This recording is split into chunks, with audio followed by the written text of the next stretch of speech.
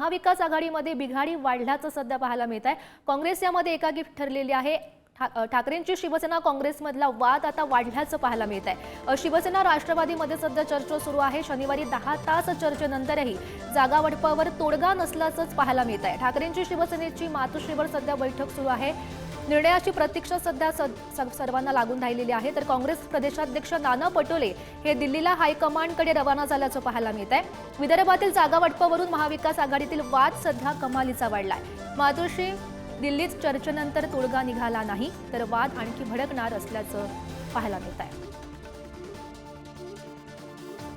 तर महाविकास आघाडीच्या गोटातून ही महत्त्वाची बातमी। महाविकास आघाडीमध्ये बिघाडी वाढलेली आहे। यामध्ये काँग्रेस एकाकी पडल्याचं पाहायला मिळतंय। ठाकरेंची शिवसेना काँग्रेसमधला वाद सध्या वाढल्याचं पाहायला मिळत आहे आणि याचे राजकीय पडसाद नेमके काय उमटतायत हे पाहणं सुद्धा महत्त्वाचं ठरणार आहे। आपण सध्या ही 3 दृश्य पाहू शकतो। मातोश्रीवर ठाकरेंची बैठक सध्या सुरू आहे।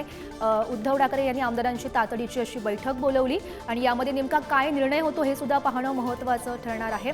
तर नुकतीच आदित्य ठाकरे यांनी शरद पवार यांची भेट घेतलेली होती आणि त्या भेटी दरम्यानची ही दृश्य। तर नाना पटोले सध्या दिल्लीमध्ये दाखल झालेले आहेत। दिल्लीमध्ये काँग्रेसची महत्त्वाची बैठक पार पडणार आहे। नाना पटोले हे दिल्लीमध्ये सध्या दाखल झाल्याचं पाहायला मिळत आहे। हायकमांडची ते भेट घेतील आणि या भेटीतून नेमका काय तोडगा निघतो हे पाहणं सुद्धा महत्त्वाचं ठरणार आहे। तर आपण या सर्व घडामोडींविषयी अधिकची माहिती जाणून घेऊयात। मातोश्री बाहेरून आमचे प्रतिनिधी रिद्देश हातीम, वायबी चव्हाण सेंटरवरून आमचे प्रतिनिधी अजय माने, तर दिल्लीहून आमचे प्रतिनिधी शिवाजी काय आपल्यासोबत आहेत। तर सर्वात आधी आपण जाऊयात मातोश्री बाहेर।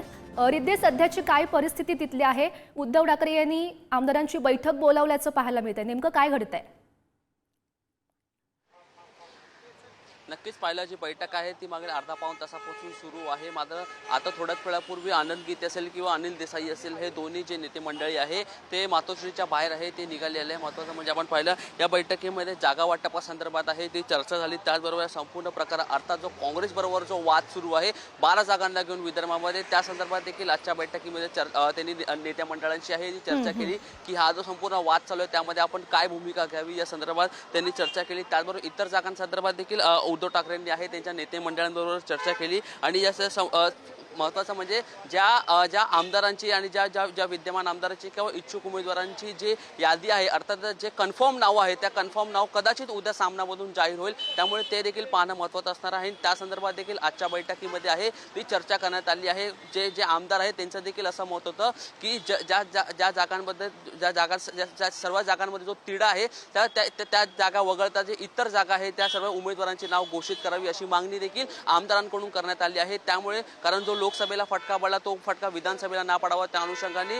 त्या सर्व जागा आहे ते डिक्लेअर करावं। त्यामुळे उद्या कदाचित सामनामध्ये जे कन्फर्म नावं आहेत त्या उमेदवारांची नावं उद्या सामनामधून जाहीर होऊ शकतात। दुसरीकडे जे 12 नाव आहेत ते विदर्भामध्ये त्या संदर्भात देखील आजच्या बैठकीमध्ये आहे ती चर्चा झाली आहे। दुसरीकडे आपण पाहिलं आदित्य ठाकरे देखील आहे ते शरद पवार यांना भेटण्याकरता गेले आहे, त्या संदर्भात देखील जी चर्चा आहे ती सुरू आहे। त्यामुळे आजच्या बैठकीमध्ये उद्धव ठाकरे यांची जे 12 जे जागा आहेत विदर्भामध्ये त्या संदर्भात काय पुढील भूमिका घेणार हे देखील पाहणं मात्र आता येणाऱ्या तासांमध्ये महत्त्वाचं आहे। रिद्देश, या सर्व घडामोडींवर असंच लक्ष ठेवून राहा। तर यानंतर जाऊयात अजय यांच्याकडे।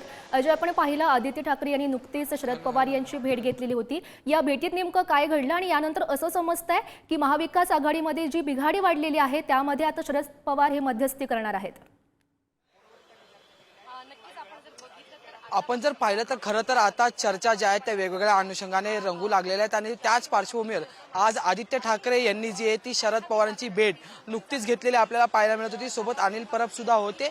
या भेटीत आदित्य ठाकरे यांनी जाताना माध्यमांशी असं म्हटलंय की आम्ही जाहीरनामा जो आहे त्या संदर्भात चर्चा करताना आलो होतो, पण सगळ्यात महत्त्वाचं म्हणजे की मागच्या 2 ते 3 दिवसापासून विदर्भाच्या ज्या बैठका सुरू आहेत आणि त्या बैठकीतून अद्याप तोडगा जो आहे तो निघाला जात नाही, तसंच जागा वाटपाचा मुद्दा जो आहे तो सोडवला जात नाही। त्याच पार्श्वभूमीवर ही भेट असल्याची माहिती जी आहे ती समोर येते। सगळ्यात महत्त्वाचं म्हणजे की जागा वाटपाच्या या तिढ्यात आता शरद पवारांना जी आहे ती मध्यस्थी करावी लागलेली आहे आणि शरद पवारांकडून पुन्हा एकदा दिल्ली हायकमांडला फोन गेल्याची माहिती समोर येताना पाहायला मिळते। आज सगळ्यात महत्त्वाची भूमिका म्हणजे की आता एकीकडे ज्यांच्यावर ठाकरेंच्या शिवसेनेची असेल किंवा काँग्रेसची असेल किंवा शरद पवारांच्या राष्ट्रवादीची असेल ज्यांच्यावर विदर्भाच्या जागांची जबाबदारी दिली होती त्यांच्याकडून तो तिढा सोडला मिटवला गेला नाही.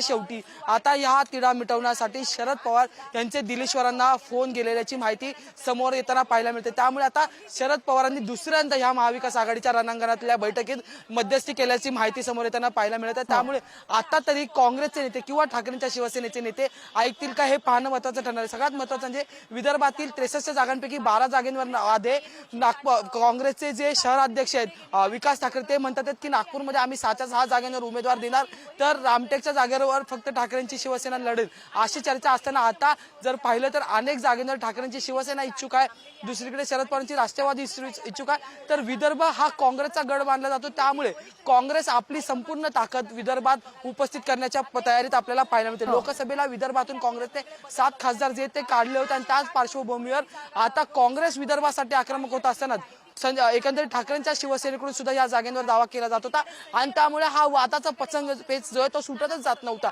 त्याच्यावरतून वाद झाले, त्याच्यानंतर हे वाद चव्हाट्यावर आले, त्याच्यानंतर पुन्हा काल रात्री मिटले अशी चर्चा होती. पण काल रात्रीच्या उशिरापर्यंत चाललेल्या बैठकीत पुन्हा एकदा वाद झाल्याची माहिती समोर येते आणि हा वाद मिटवण्यासाठी पुन्हा एकदा शरद पवारांनी दिलेश्वरांना फोन केल्याची माहिती समोर येते. तर दुसरीकडे आदित्य ठाकरे यांनी सुद्धा शरद पवारांची भेट घेतली. त्यामुळे उद्धव ठाकरे यांच्याशी सुद्धा बोलणं झाल्याची माहिती आपल्याला ज्या ठिकाणाहून आमचे प्रतिनिधी शिवाजी काय सध्या आपल्यासोबत आहेत.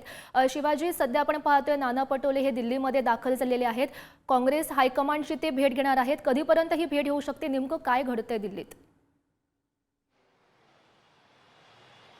दिल्लीमध्ये खास करून जी माहिती मिळत आहे त्यानुसार राष्ट्रवादीचे नेते शरद पवार त्याचबरोबर काँग्रेसचे बडे नेते देखील शिवसेनेच्या भूमिकेने नाराज आहेत. ज्या ठिकाणी ताकद नाही त्या जागा मागितल्या जात आहेत आणि शिवसेना ज्या पद्धतीने भूमिका घेत आहे, सांगलीच्या जागेच्या संदर्भात तसा निर्णय घेतला होता, तर त्याच पद्धतीचा निर्णय शिवसेना घेताना पाहत आहे. महाविकास आघाडीला वेठीस धरण्याची भावना काँग्रेसचे नेते जे आहेत ते व्यक्त करताना पाहायला मिळत आहेत. कारण विदर्भामध्ये शिवसेनेची ताकद नाही आहे आणि ज्या ठिकाणी वर्षानुवर्ष पारंपरिक काँग्रेसचा मतदार आहे त्या ठिकाणी आता शिवसेना उमेदवार देण्याची इच्छुक आहे. सगळ्यात महत्त्वाचं यामागे कारण आहे लोकसभेचा डाटा.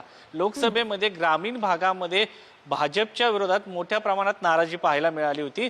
तोच प्रश्न आजही कायम आहे. खास करून विदर्भामध्ये कापसाला भाव नाहीये, सोयाबीनला भाव नाहीये आणि ही जी मुख्य पिकं आहेत त्या पिकांना भाव नसल्यामुळे शेतकरी नाराज आहेत. दुसरीकडे ज्या पद्धतीने मराठवाड्यामध्ये ओबीसी आणि मराठा समाजामध्ये वाद आहे त्या पद्धतीने पाहायला मिळत नाही. कारण कुणबी, दलित आणि मुस्लिम यांचं समीकरण आपल्या लोकसभा निवडणुकीमध्ये पाहायला मिळालं होतं.